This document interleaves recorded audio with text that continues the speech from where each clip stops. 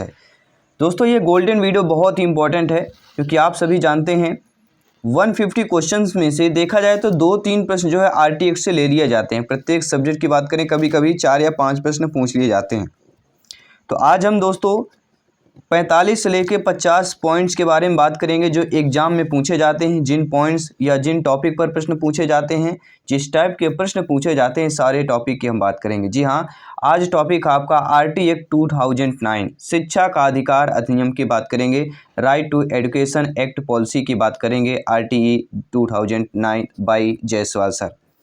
महत्वपूर्ण बिंदुओं की बात करेंगे, साथ ही साथ हम महत्वपूर्ण जो प्रश्न हैं उनके उत्तर की भी बात करेंगे। ठीक है, 45 से 50 प्रश्न करेंगे, 1 लाइनर प्रश्न करेंगे, क्वेश्चन टू आंसर करेंगे डायरेक्टली। और बाकी क्लासेस चल रही हैं जिसका आई बटन पे यहाँ पे लिंक दे दिया गया है। प्रत्येक क्लास फ्री ऑफ कॉस्ट है क्योंकि यह है राष्ट्र हित में TT फैमिली है, शिक्षकों का परिवार है। साथियों, शिक्षा के महत्व को ध्यान में रखते हुए राज्य के नीति निर्देशक तत्व एवं संविधान के अनुच्छेद 45 में 14 वर्ष तक के आयु के बच्चों को निःशुल्क एवं अनिवार्य प्राथमिक शिक्षा RTE की व्यवस्था करने के निर्देशन इस अधिनियम में दिए गए हैं। इसके साथ ही इस एक्ट को 1 दिसंबर 2002 को 14 वर्ष तक के बच्चे हेतु निःशुल्क एवं अनिवार्य शिक्षा अधिकार को मूल अधिकार बनाने एवं बच्चों को शिक्षा के अवसर प्रदान करने हेतु माता पिता एवं अभिभावक का मूल कर्तव्य बनाने के लिए संविधान में संशोधन 86वां संशोधन अधिनियम 2002 पारित किया गया। इस संशोधन के तहत संविधान में एक नया अनुच्छेद 21A जोड़ा गया। क्या जोड़ा गया? एक 21A जोड़ा गया जो कि 45 अनुच्छेद में संशोधन किया गया है। आइए RTE act 2009 most important 1 liner करते हैं। जी हाँ, गोल्डन वीडियो है, गोल्डन अपॉर्चुनिटी आप सभी के लिए आगामी एग्जाम के लिए। Right to education RTE act 2009 कब लागू हुआ? पहला प्रश्न स्क्रीन पर है। पहला प्रश्न काफ़ी बार पूछा जाता है। ठीक है, बहुत ही सिंपल सा है कि RTE एक्ट 2009 कब लागू हुआ है, तो आपका जवाब क्या होना चाहिए? आपका जवाब होना चाहिए 1 अप्रैल 2010। जम्मू कश्मीर को छोड़कर 1 अप्रैल 2010 को जो है RTE एक्ट 2009 लागू हुआ है। दूसरा प्रश्न यहाँ पे पूछा जा रहा है, क्या पूछा जा रहा है? निःशुल्क एवं अनिवार्य शिक्षा। जी हाँ, निःशुल्क एवं अनिवार्य शिक्षा को मूल अधिकार के रूप में किस अनुच्छेद में जोड़ा गया था? सभी लोग बताइए, अभी हमने बात भी किया है। तो निःशुल्क एवं अनिवार्य शिक्षा को मूल अधिकार के रूप में किस अनुच्छेद में जोड़ा गया? हमने आपको बताया था, क्या बताया था? यहाँ पे अनुच्छेद 21A जोड़ा गया। ठीक है, हमने बताया भी आपको, और वही देखिए प्रश्न भी पूछ लिया गया है। तो अनुच्छेद 21A जोड़ा गया, नोट कर लेना है। अगला प्रश्न पूछा जा रहा है, यहाँ पे क्या पूछा जा रहा है? प्रश्न बहुत अच्छा है कि शिक्षा के अधिकार अधिनियम के तहत प्राथमिक कक्षाओं में छात्र एवं शिक्षा का अनुपात कितना होना चाहिए? सभी बताइएगा। जी हाँ, RTE एक्ट 2009 के अकॉर्डिंग या इसके तहत देखा जाए प्राथमिक प्राइमरी लेवल की कक्षाओं में छात्र एवं शिक्षक का जो अनुपात होना चाहिए वह कितना होना चाहिए? वह सभी जानते हैं 130। क्या मैं सही कह रहा हूँ? सभी लोग बताइए। प्राइमरी लेवल में जो अनुपात होना चाहिए वह 130 होना चाहिए। अगला यहाँ पे प्रश्न है, RTE 2009 के तहत शिक्षक के लिए एक सप्ताह में न्यूनतम कितने घंटे कार्य होते हैं? जी हाँ, एक सप्ताह में पूछा गया है। तो RTE एक्ट 2009 के तहत जो है शिक्षक के लिए एक सप्ताह में न्यूनतम कम से कम कितने घंटे कार्य होते हैं? तो कम से कम मान लीजिए 45 घंटे। और एक सप्ताह में कितने दिन होते हैं? 7 दिन ही लगते हैं। ठीक है, सभी लोग बताइए। तो 7 पना 35 सछंग 42। ठीक है, तो RTE एक्ट 2009 के तहत शिक्षक के लिए एक सप्ताह में न्यूनतम कितने घंटे कार्य करने होते हैं? तो 45 घंटे एक सप्ताह में कार्य करने होते हैं। अगला है RTE 2009 के तहत प्राथमिक स्तर पर न्यूनतम शैक्षणिक घंटे का कार्य दिवस क्या होता है? न्यूनतम पूरा यहाँ पे दे दिया गया, प्राथमिक स्तर पर न्यूनतम शैक्षणिक घंटे का कार्य दे दिया गया है। तो शैक्षणिक घंटे की अगर बात करें टोटल 800 घंटे अगर घंटे में पूछा जाता है, और दिन में पूछा जाएगा तो लगभग आपका 200 दिन। कितना? दिन में पूछा जाएगा 200 दिन, और घंटे में कितना होता है आपका? 800 घंटे। RTE 2009 के तहत प्राथमिक स्तर पर न्यूनतम शैक्षणिक, पूरा जो शैक्षणिक घंटे का कार्य पूछा गया तो 800 घंटे और 200 दिन की बात करेंगे। अगला प्रश्न क्या दिया गया है? निःशुल्क एवं अनिवार्य शिक्षा RTE के अधिकार में किस आयु वर्ग के बच्चों को रखा गया है? तो सभी लोग जानते हैं यह 4 से लेकर 14 वर्ष तक के बच्चों को रखा गया है। जी हाँ, और इसमें यही ये निगेटिविटी है कि 14 वर्ष से आगे के बच्चों को यहाँ पे कुछ भी बातचीत नहीं की गई है। 14 से लेकर 18 वर्ष तक के बच्चों को कुछ भी बात नहीं किया गया है। ठीक है, अगला प्रश्न है RTE 2009 के तहत प्राइवेट स्कूलों में कितने प्रतिशत सीटें निर्धन विद्यार्थियों के लिए आरक्षित होगी? जी हाँ, RTE 2009 के तहत जो है प्राइवेट स्कूलों में भी कितने प्रतिशत निर्धन विद्यार्थियों के लिए आरक्षित होती हैं? तो सीटें भी जो है निर्धन के लिए आरक्षित होती हैं। और अक्सर देखे होंगे अगर आपका राशन कार्ड बना है, ठीक है, BPL कार्ड बना हुआ है, तो अक्सर फ्री में पढ़ाई होती है प्राइवेट स्कूलों में, देखा जाता है। तो वही अकॉर्डिंग तो यहाँ पे कितना हो जाएगा? 25% की बात करेंगे। जी हाँ, निर्धन विद्यार्थियों के लिए आरक्षित जो सीटें हैं वह आपकी 25% हैं। जो गवर्नमेंट जॉब पर नहीं है, जिनका कोई बिजनेस धंधा नहीं है, वो आपके निर्धन कैटेगरी पर आते हैं। और अक्सर देखे होंगे शहरों में जो प्राइवेट स्कूलें होती हैं, अगर BPL कार्ड बना हुआ है, गरीबी रेखा से नीचे जीवन यापन करने वाले जो आपका बनता है, तो उन बच्चों के लिए बहुत ही या उनके बच्चों के लिए बहुत ही निर्धन विद्यार्थियों पर गिना जाता है। और उनके लिए प्रत्येक प्राइवेट स्कूलों में RTE एक्ट 2009 के तहत 25% जो है सीटें आरक्षित की जाती हैं। 25% आपको, ठीक है, निर्धन विद्यार्थियों को एडमिशन लेना ही पड़ेगा। अगला प्रश्न है RTE को लोकसभा में कब पारित किया गया? जी हाँ, RTE को RTE एक्ट शिक्षा का अधिकार अधिनियम जो 2009 है, इसको साथियों 4 अगस्त, जी हाँ 4 अगस्त 2009 को जो है पारित किया गया था। कब किया गया था? 4 अगस्त 2009 को पारित किया गया था। अगला है SMC का मतलब क्या होता है? स्कूल मैनेजमेंट कमेटी की बात करेंगे। इसका अध्यक्ष कौन होता है? तो SMC का अध्यक्ष कौन होता है? अर्थात स्कूल मैनेजमेंट कमेटी का जो अध्यक्ष कहलाता है वह पेरेंट्स कहलाते हैं। अर्थात कौन होते हैं? पेरेंट्स, अर्थात अभिभावक की बात करेंगे, अभिभावक। ठीक है, किसकी बात करेंगे? सभी लोग बताइए। अभिभावक की बात करेंगे, पेरेंट्स की बात करेंगे। तो SMC स्कूल मैनेजमेंट कमेटी का जो अध्यक्ष होता है वह पेरेंट्स होते हैं, अर्थात अभिभावक होते हैं। अगला प्रश्न है राज्यसभा में RTE एक्ट कब पारित हुआ? देखिए, लोकसभा में हमने आपको बता दिया 4 अगस्त 2009 को ये लोकसभा में पारित हुआ था। और सभी लोग जानते हैं 2 सदन हैं, एक उच्च सदन, एक निम्न सदन। निम्न सदन में लोकसभा आता है, उच्च सदन में राज्यसभा आता है। तो निम्न सदन में अर्थात लोकसभा में 4 अगस्त 2009 को पारित हुआ। वहीं पर अगर प्रश्न पूछा जा रहा है कि राज्यसभा में अर्थात उच्च सदन में RTE एक्ट कब पारित हुआ था? ये साथियों ये पारित हुआ था आपका 20 जुलाई 2009। जी हाँ, ये डेट याद रखिएगा। 20 जुलाई 2009 को राज्यसभा में हुआ और 4 अगस्त को कब हुआ? आपके लोकसभा में। तो पहले आपके राज्यसभा में हुआ है क्योंकि जुलाई पहले आता है। ठीक है, तो 20 जुलाई 2009 को कब हुआ? आपके राज्यसभा में। इसके बाद आपका 4 अगस्त 2009 को लोकसभा में पारित होगा। अगला यहाँ पे प्रश्न है RTE को राष्ट्रपति के द्वारा मंजूरी कब प्रदान की गई? जी हाँ, जो शिक्षा का अधिकार अधिनियम 2009 है, इसको राष्ट्रपति के द्वारा मंजूरी कब प्रदान की गई है? तो साथियों 26 अगस्त, जी हाँ 26 अगस्त 2009, ये डेट याद रखिएगा। 26 अगस्त 2009 को राष्ट्रपति के द्वारा जो है मंजूरी प्रदान की गई RTE एक्ट को। किसकी बात करेंगे? 26 अगस्त 2009 की बात करेंगे। अगला प्रश्न है यदि प्राथमिक स्तर पर 150 से अधिक बच्चे हों तो इनके लिए क्या प्रावधान रखा गया है? तो RTE एक्ट 2009 के अकॉर्डिंग देखा जाए, अगर किसी भी विद्यालय प्राथमिक स्तर पर 150 से अधिक बच्चे हैं तो उस पर देखिए एक क्या होना चाहिए? एक आपका पहले तो प्रधानाध्यापक होना चाहिए। क्या होना चाहिए? एक आपका प्रधानाध्यापक होना चाहिए और इसके साथ साथ ही 5 शिक्षक होना चाहिए। अगर 150 से विद्यार्थी हैं प्राइमरी लेवल में, प्राथमिक स्तर में, तो 5 शिक्षक और एक प्रधानाध्यापक होना चाहिए। नोट कर लीजिएगा। अगला प्रश्न यहाँ पे क्या पूछा जा रहा है, ध्यान दीजिएगा। RTE 2009 के अनुसार उच्च प्राथमिक स्तर पर अर्थात कक्षा 6 से 8 हेतु छात्र एवं शिक्षक अनुपात क्या होना चाहिए? सभी लोग बताइए। जी हाँ, मिडिल स्कूल की बात करेंगे, उच्च प्राथमिक स्तर की बात करेंगे, इसमें जो छात्र और शिक्षक अनुपात होता है वह कितना होता है? सभी लोग बताइएगा। 35:1, अर्थात 35 बच्चों पर एक शिक्षक। 6 से लेके 8 तक की बात करेंगे, ठीक है, लेवल 2 की बात करेंगे।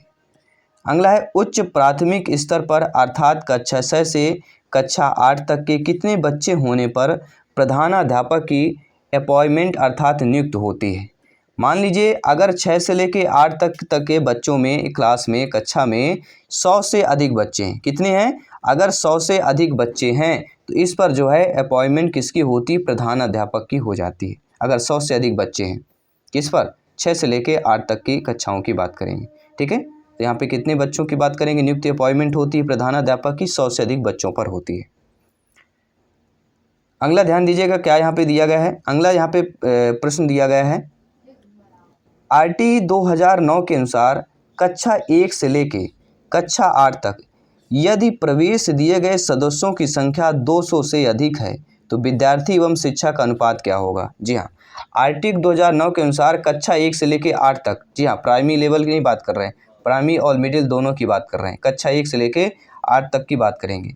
अगर 200 से अधिक संख्या है बच्चों की, विद्यार्थियों की, बालक बालिकाओं की, तो इसका जो विद्यार्थी और शिक्षक अनुपात होता है वह होता है 40:1। ये ध्यान दीजिएगा। ये सारे अनुपात बहुत इंपॉर्टेंट है, कन्फ्यूजन क्रिएट करते हैं आपके, ठीक है। तो कक्षा 1 से लेकर 8 तक अगर 200 से अधिक संख्या है विद्यार्थियों की तो विद्यार्थी और शिक्षक अनुपात 40:1 होता है। अगला यहाँ पे प्रश्न दिया गया है आरटीई के तहत उच्च प्राथमिक स्तर पर न्यूनतम शैक्षणिक घंटे एवं कार्य दिवस होंगे। तो आरटीई के तहत उच्च प्राथमिक स्तर की बात करेंगे तो न्यूनतम शैक्षणिक यानी कम से कम कितने घंटे कार्य होते हैं? तो देखिए वहाँ पे 800 घंटे कार्य थे प्राइमरी लेवल में कक्षा 1 से 5 तक में और 200 दिन था। ये क्या है? कक्षा 1 से लेकर 5 तक का है। जब आपका उच्च प्राथमिक स्तर की बात करें तो इसमें आपका 800 घंटे नहीं है, आपके इसमें 1000 घंटे हो जाते हैं और दिन आपके 20 बढ़ जाते हैं, 220 दिन हो जाते हैं उच्च प्राथमिक स्तर पर। न्यूनतम शैक्षणिक कार्य की बात करेंगे, ठीक है। अगला प्रश्न ध्यानपूर्वक समझिएगा। यदि प्राथमिक स्तर पर एक विद्यालय में कुल 240 बच्चे हैं तो इसके लिए कितने अध्यापक होंगे? हमने बताया ना, अगर 200 से अधिक होंगे। यहाँ पे देखिए प्राथमिक स्तर दिया गया है, स्तर को भी समझना बहुत ही जरूरी है। तो प्राथमिक स्तर पर अगर कुल 240 बच्चे हैं तो यहाँ पर कितने अध्यापक होंगे? 6 अध्यापक की बात करेंगे, क्योंकि हमने बताया था ना 200 से अगर अधिक हैं तो फिर 5 शिक्षक और अध्यापक उसमें शामिल हो जाते हैं। तो टोटल यहाँ पे 6 अध्यापक की बात करेंगे। अगला प्रश्न दिया गया है आरटी 2009 के अनुसार प्राथमिक स्तर पर एक अध्यापक को प्रतिदिन कितने घंटे पढ़ाना है? जी हाँ, शिक्षा अधिकार अधिनियम के तहत देखा जाए प्राथमिक स्तर पर एक अध्यापक को प्रतिदिन कितने घंटे पढ़ाना है? तो प्रतिदिन 4 घंटे पढ़ाना है। कितने घंटे? 4 घंटे। नोट कर लीजिएगा। एक एक प्रश्न को डिटेल के साथ अच्छे तरीके से बता रहे हैं। सारे प्रश्न को, सारे पॉइंट्स को अपने माइंड पे स्टोर कर लेना है और ये मेमोरी तभी खोलना है जब एग्ज़ाम में बैठ जाना है। जब एग्ज़ाम हाल में बैठिएगा ये सारा जो डाटा है जो मेमोरी में आपके सेव होगा ये सारा काम आएगा, आपके 3 से लेके 5 नंबर दिलवाएगा। जी हाँ, अगला प्रश्न। आरटीई के तहत उच्च प्राथमिक स्तर पर एक अध्यापक को प्रतिदिन कितने घंटे पढ़ाना होगा? जी हाँ, एक यहाँ पे दिया गया है कि एक अध्यापक को प्रतिदिन कितने घंटे पढ़ाना होगा? तो 4 सही 1/2 अर्थात 4.5 घंटे। प्राथमिक स्तर पर जो है एक अध्यापक को कितने घंटे पढ़ाना होगा। अब यहाँ पे क्या दिया गया? प्राथमिक स्तर पर एक अध्यापक को प्रतिदिन कितने घंटे पढ़ाना होगा। अब यहाँ पे 4 घंटे दिया गया है, लेकिन ये भी ध्यान दीजिएगा वह क्या दिया गया था? प्राइमरी लेवल पे, ठीक है, प्राथमिक स्तर पर। और यहाँ पे क्या दिया गया है? उच्च प्राथमिक स्तर पर। तो उच्च प्राथमिक स्तर में क्या करना है? 30 मिनट और बढ़ा लेना है, ठीक है ना। तो प्राथमिक स्तर में 4 घंटे डेली होता है और उच्च प्राथमिक स्तर में 1 सही या 1/2 की बात करेंगे। ये 4 सही 1/2 घंटे की बात करेंगे, अर्थात 4 घंटे 30 मिनट के तहत की बात करेंगे। 4 घंटा प्राथमिक में और उच्च प्राथमिक में 4.5 घंटे। अगला प्रश्न देखिएगा। आरटी 2009 की किस धारा में यह बताया गया है कि बच्चे को शारीरिक दंड देना और प्रताड़ित करना मना है? तो ये धारा नोट कर लीजिएगा। आरटी 2009 में ये धारा में बताया गया, धारा 17 में बताया गया है। कौन सी धारा में? नोट कर लीजिएगा इस धारा को, धारा 17 है। धारा 17 में बताया गया है कि बच्चे को शारीरिक दंड देना और प्रताड़ित करना मना है। धारा किसकी बात करेंगे? धारा हम 70 की बात करेंगे। ठीक है, तो धारा 17 अपने माइंड पे स्टोर कर लेना है। अगला यहाँ पे दिया गया है कि आरटीई का ऑफिशियल नेम क्या है? ऑफिशियल नेम मतलब पूरा नेम। तो आरटीई का जो पूरा नेम है वह है दोस्तों निःशुल्क, आपका कौन सा नेम कहला जाएगा? निःशुल्क और अनिवार्य बाल शिक्षा का अधिकार अधिनियम 2009, अर्थात the right education of children to free and compulsory education act 2009, ये कहलाता है आपके आरटीई का ऑफिशियल नेम की बात करेंगे। अगला प्रश्न है जो आप लोगों की स्क्रीन पर है, आरटीई एक्ट 2009 के अनुसार कितने वर्ष के अंदर प्रत्येक बसावट के पास सरकारी स्कूल होगी? जी हाँ, कोई भी बसावट या बस्ती है उसके कितने वर्ष तक, अगर वह बस्ती बस गई है, कितने वर्ष के बाद वहाँ पे एक सरकारी स्कूल होगी। तो कोई भी बस्ती बस जाती, बसावट बस जाती है तो 3 वर्ष के उपरांत, जी हाँ, अगर कोई बस्ती नई बसी है 3 वर्ष के बाद जो है आरटीई एक्ट 2009 के तहत वहाँ एक सरकारी स्कूल होगी। ठीक है, 3 वर्ष याद रखिएगा। अगला यहाँ पे प्रश्न दिया गया है, कक्षा 1 से लेके कक्षा 5 तक के लिए विद्यार्थियों के लिए विद्यालय की कितनी दूरी होनी चाहिए? तो कक्षा 1 से विद्यार्थियों, कक्षा 1 से 2 के लिए मतलब जो बच्चे होंगे 4 से लेके 10 साल के अंदर तक होंगे तो इनके लिए क्या होता है? 1 किलोमीटर। जी हाँ, प्राथमिक या कक्षा 1 से लेके 5 तक के विद्यार्थियों के लिए विद्यालय की दूरी कितनी होती है? 1 किलोमीटर के अंदर होती है, नोट कर लीजिएगा। वहीं पर अगर देखा जाए कक्षा 6 से 8 हेतु विद्यालय की कितनी दूरी होनी चाहिए? तो कक्षा 1 से 5 तक में अगर 1 किलोमीटर होता है तो कक्षा 6 से 8 तक में आपका कितने किलोमीटर हो जाता है? 3 किलोमीटर हो जाता है। ठीक है, कक्षा 6 से 8 हेतु विद्यालय की कितनी दूरी होगी? तो 3 किलोमीटर के अंदर जो है विद्यालय की दूरी होगी। अगला यहाँ पे प्रश्न दिया गया, ध्यानपूर्वक समझिएगा और फीडबैक कीजिएगा। प्रश्न ये दिया गया है, एक 9 साल का बच्चा जो पहले कभी स्कूल नहीं गया हो, आरटीई के अनुसार किस कक्षा में प्रवेश दिया जाएगा? अब बच्चा कभी स्कूल नहीं गया, बच्चा 9 साल का हो गया है, तो आरटीई एक्ट जो 2009 है, राइट टू एजुकेशन जो पॉलिसी है, एक्ट जो है 2009 है, राइट टू एजुकेशन एक्ट 2009 है, इसके अनुसार बच्चा को जो है कक्षा 4 में प्रवेश दिया जाएगा। 4 कक्षा में बच्चे को प्रवेश दिया जाएगा धारा 4 के अनुसार। 4 कक्षा में बच्चे को प्रवेश दिया जाएगा धारा 4 के अनुसार दिया जाएगा। अगला प्रश्न है, आरटीई एक्ट 2009 में कुल धाराएं, अध्याय एवं अनुसूचियां कितनी हैं? देखिए दोस्तों, अगर धाराएं की बात करें तो यहाँ पे टोटल आपकी 38 धाराएं हैं। अगर अध्याय की बात करते हैं तो टोटल 7 अध्याय हैं, और अगर अनुसूची की बात की जाती है तो यहाँ पे एक आपकी अनुसूची है। ठीक है, तो आरटीई एक्ट 2009 में कुल धाराएं कितनी हैं? तो धाराएं आपकी 38 हैं, नोट कर लीजिएगा। 38 धाराएं हैं, 7 अध्याय हैं और एक आपकी अनुसूची है। ठीक है, नोट कर लीजिएगा। अगला प्रश्न दिया गया है कि किस अध्याय में सर्वाधिक धाराएं हैं? ये भी नोट कर लीजिएगा। तो अध्याय 4 में जो है आपकी सर्वाधिक धाराएं, किस अध्याय में सर्वाधिक आपकी धाराएं हैं? तो जो आपका अध्याय 4 है इसमें सर्वाधिक धाराएं हैं, जो कि लेके 12 से लेके 28 नंबर तक धाराएं हैं, यानी टोटल यहाँ पे 16 धाराएं आ जाती। कितनी धाराएं? टोटल 16 धाराएं हैं आपके अध्याय 4 की बात करेंगे। आरटीई एक्ट 2009 की किस धारा के अंतर्गत विद्यालय प्रबंधन समिति, स्कूल मैनेजमेंट कमेटी का प्रावधान है? जी हाँ, तो आरटीई एक्ट 2009 में जो है धारा 21, कौन सी धारा दोस्तों? धारा 21 के अंतर्गत जो है विद्यालय प्रबंधन समिति का प्रावधान है, स्कूल मैनेजमेंट कमेटी का प्रावधान है, वह आपका धारा 21 की बात करेंगे। अगला है आरटीई धारा 17 का प्रावधान क्या है? तो आरटीई के जो धारा 17 है इस पर प्रावधान है बच्चों को शारीरिक दंड नहीं देना, या इस प्रकार से भी प्रश्न आ सकता है कि आरटीई एक्ट के अनुसार किस धारा में प्रावधान है कि बच्चों को शारीरिक दंड नहीं देना है? धारा 17 का प्रावधान है, धारा 17 में प्रावधान है। दोनों प्रकार से प्रश्न पूछा जा सकता है। अगला दिया गया, शिक्षा अधिनियम 2009 किस धारा में छात्र एवं शिक्षक अनुपात का वर्णन है? जी हाँ, छात्र और जो शिक्षकों का अनुपात हमने बताया, जैसे ठीक है, बच्चों की संख्या के अकॉर्डिंग, प्राथमिक और उच्च प्राथमिक स्तर विद्यालय के अकॉर्डिंग हमने बताया। तो शिक्षा अधिकार अधिनियम 2009 में जो है आपके धारा 25 नोट कर लीजिएगा, धारा 25 में जो है छात्र एवं शिक्षक का अनुपात वर्णित है, वह धारा 25 की बात करेंगे। अगला प्रश्न पूछा जा रहा है, आरटीई की किस धारा में यह बताया गया है कि शिक्षक प्राइवेट ट्यूशन नहीं पढ़ा सकता है। जी हाँ, जो गवर्नमेंट टीचर हैं वह प्राइवेट स्कूल में नहीं पढ़ा सकते हैं, ये धारा 28 में जिक्र है। किस धारा में है? धारा 28 में जिक्र है कि जो शिक्षक गवर्नमेंट है वह प्राइवेट ट्यूशन नहीं पढ़ा सकते। धारा 28 की बात करेंगे। अगला है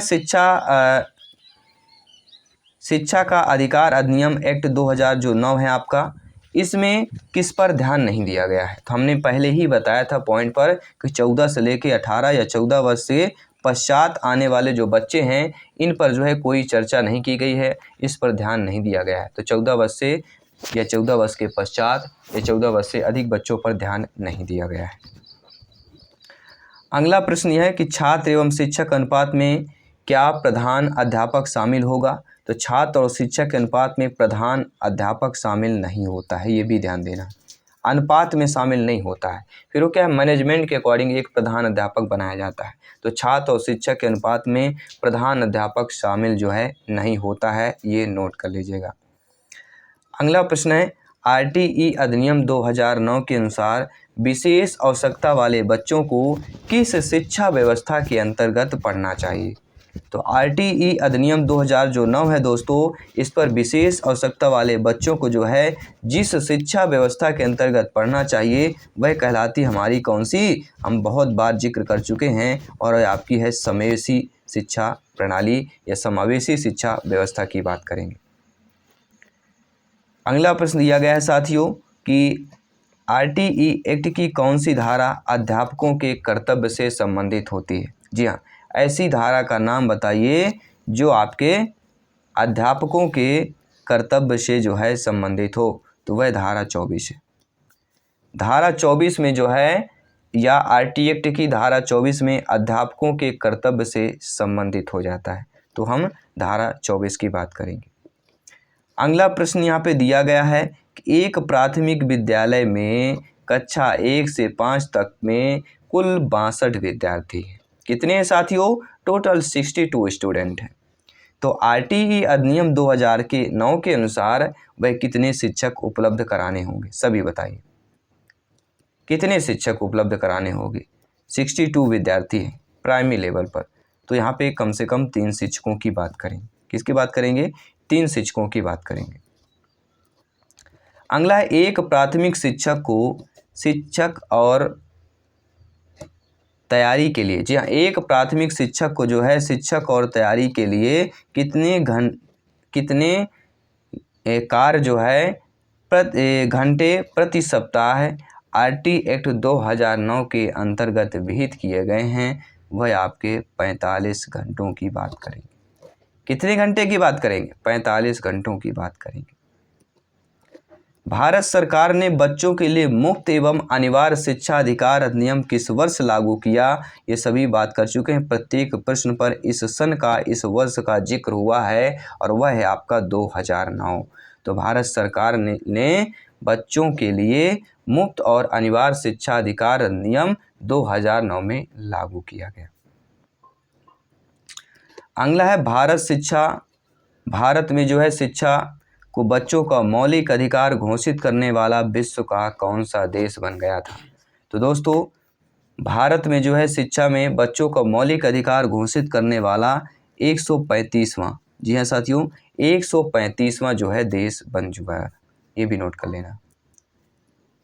अगला है, शिक्षा का अधिकार अधिनियम संपूर्ण देश में कब लागू किया गया? संपूर्ण देश में अगर बात करें तो आपका 1 अप्रैल 2010 की बात करेंगे। संपूर्ण देश में, पूरे भारत में जो है संपूर्ण देश में 1 अप्रैल 2010 को शिक्षा का अधिकार अधिनियम लागू किया गया। 1 अप्रैल 2010 की बात करेंगे। अगला प्रश्न है, निःशुल्क एवं अनिवार्य शिक्षा अधिकार अधिनियम आरटीई 2009 के अनुसार 200 बालकों पर शिक्षकों की संख्या कितनी होगी? तो 200 बालकों पर शिक्षकों की संख्या 5 होगी। कितने हो? क्योंकि शिक्षक पूछा गया तो शिक्षकों की संख्या यहाँ पे 5 हो जाएगी। एंड अगला प्रश्न है, निःशुल्क एवं अनिवार्य बाल शिक्षा का अधिकार अधिनियम 2009 आरटीई का विस्तार किस राज्य में नहीं किया गया था? तो जम्मू और कश्मीर में जो है नहीं किया गया था, ये आपको नोट कर लेना।